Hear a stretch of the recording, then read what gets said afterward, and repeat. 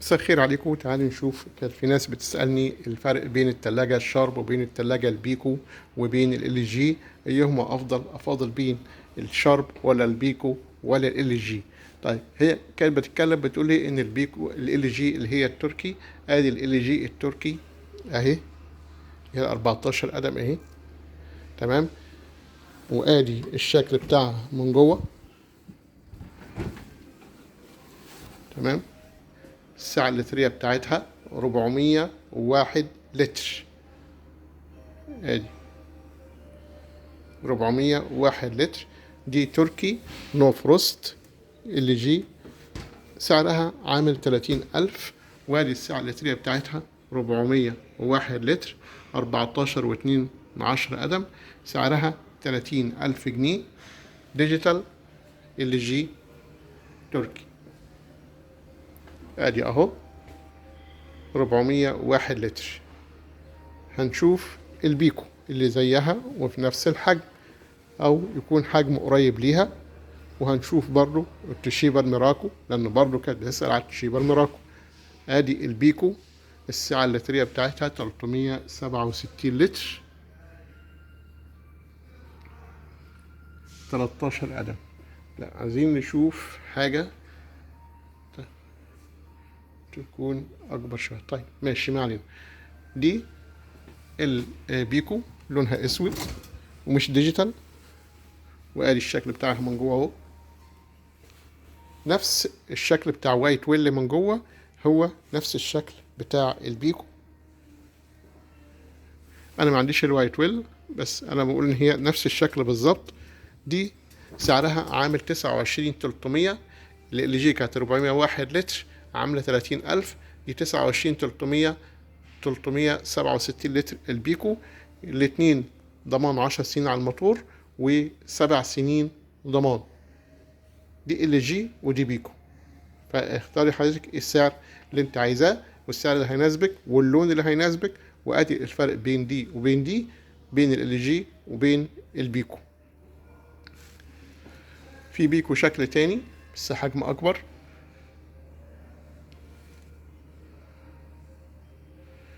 وفي حجم تالت.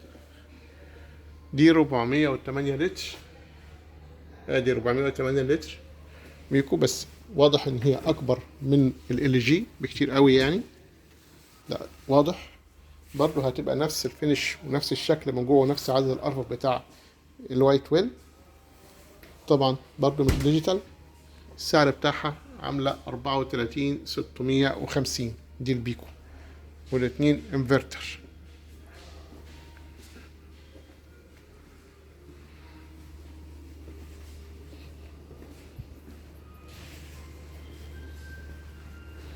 دي التوشيبا الميراكو برضو في نفس الفئة، 411 لتر برضو اهي برضو. ودي انفرتر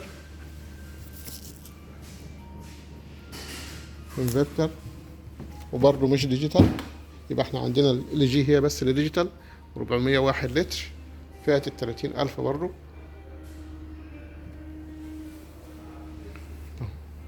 دي توشيبا ميراكو اوريجين انفرتر.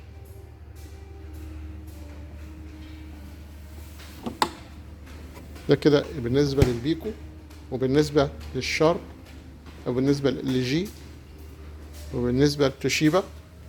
وادي برضو الشارب معانا برضو عشان نشوف. ادي الشارب،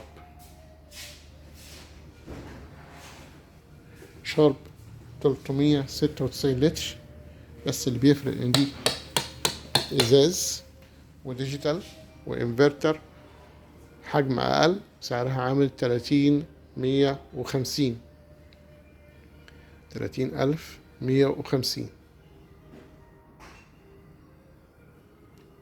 في حاجة تاني برضو زيهم برضو، سامسونج ديجيتال اهو، 419 لتر، سعرها عامل 24,500، يعني أقل سعر فيهم، وحجم حلو جدا وديجيتال. وسامسونج. يعني مساحة ما شاء الله اهو 419 لتر.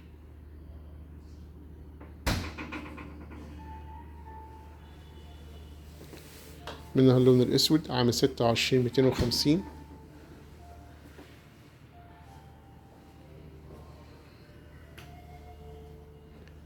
يبقى عندنا السامسونج، ال جي، بيكو، توشيبا ميراكو، شارب. 5 حاجات قريبين من بعض، عشان لو حد حابب يجيب حاجة في السعة اللترية بتاعتهم تحدود 400 لتر، فيبقى هما كده ادي 5 براندات يقدر يقارن يشوف ايه الافضل ليه. وانا بقول يعني كده من وجهة نظري انا في كل دول السامسونج تكسب على كل دول. السامسونج سعة اوضح واوسع وسعر اقل وديجيتال، يبقى السامسونج هي نمبر 1. حاجة تانية بقى يعني هتكون السعة اللترية بتاعتها 450 لتر، وبرضو شاشة ديجيتال اهي 450 لتر. بس دي الضمان يكسب طبعا فيها، لأن السعة اللترية 450 لتر و16 قدم، وحجم ما شاء الله واسع، أرفف واسعة فوق اللي احنا شفناهم كلهم، أوسع وأكبر. 450 دي أكبر سعة فيهم، باقيين كان 400 و419. دي 450 دي أقل استهلاك كهرباء، كريازي، رفوف إزاز حراري. طبعا الرفوف دي أقوى رفوف موجودة، زائد الكاوتش بتاع الباب ده بيتشال ويتفك وتركب تاني. اللمبة داخلية في الفريزر إضاءة ألترا فايلوت، دي عشان البكتيريا. وإضاءة تحت برضو فلاتر كربونية، فيها ستارة هواء لو الكهرباء قطعت تحتفظ بالتبريد بتاعها لمدة 12 ساعة، الحاجة تفضل ساعة فيها جواها.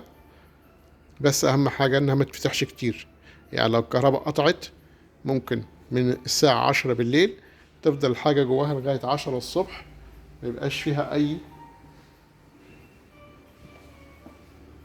حاجة تبوظ، مفيش حاجة تبوظ في الحاجة اللي جوه التلاجة ولا أي حاجة، تفضل محتفظة بالتبريد بتاعها لمدة 12 ساعة، بشرط إنه محدش يفتح ويقفل فيها كتير. فيها الإنذار إن الباب ساب موارب، بتديلك إنذار يقول لك إن دي في الباب الساب مفتوح، فدي برضو ميزة. والكاوتش بتاع الباب بيتشال ويتفك ويتركب تاني. منها اللون السيلفر ده، ومنها درجة لون اللي هي الأسود زي دي كده، درجة اللون السيلفر والأسود.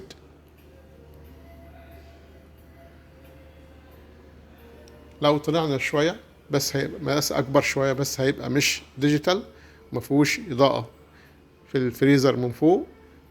الموديل اللي احنا شفناه ده كان اسمه بريمير. الحاجات العادية اللي هي مش بريمير في مقاسات أقل شوية، يعني لو جينا مثلا نقارن حاجة تانية 480 لتر بدل ال 450، يعني دي اللي احنا شفناها الديجيتال دي كانت عاملة 450 لتر ديجيتال، اللي جنبها دي 480 لتر.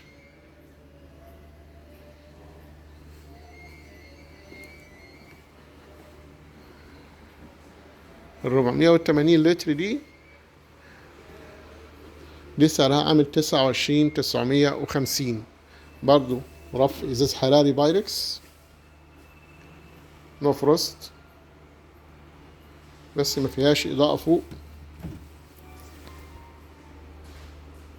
وما فيهاش شاشة. يبقى كده الفرق بين الديجيتال وبين العادي. عادي لمين؟ طيب ماشي. ماشي.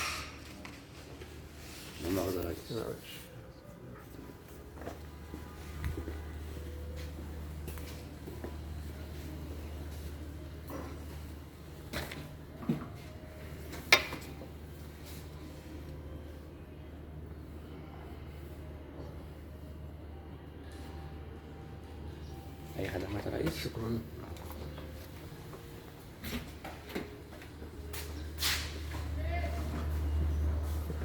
دي الديجيتال اهي، ودي ال 480 لتر، 480 لتر اهي.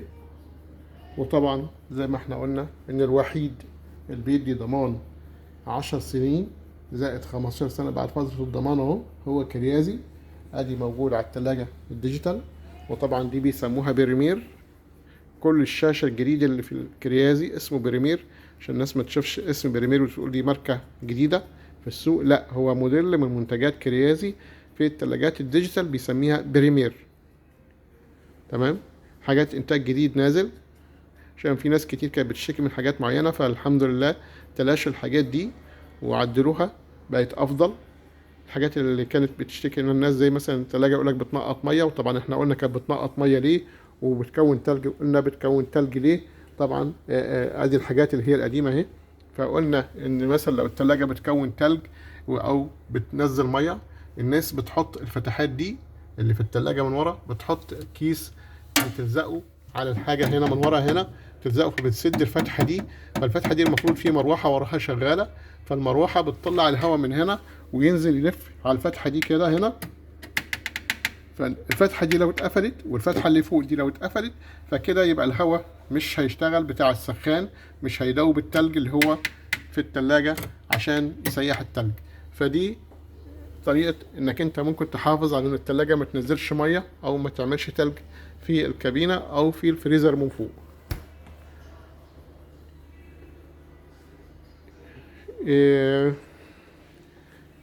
التلاجات اللي هي الديجيتال بريمير المميزات بتاعتها اعلى بكتير قوي من التلاجات اللي هي العادية.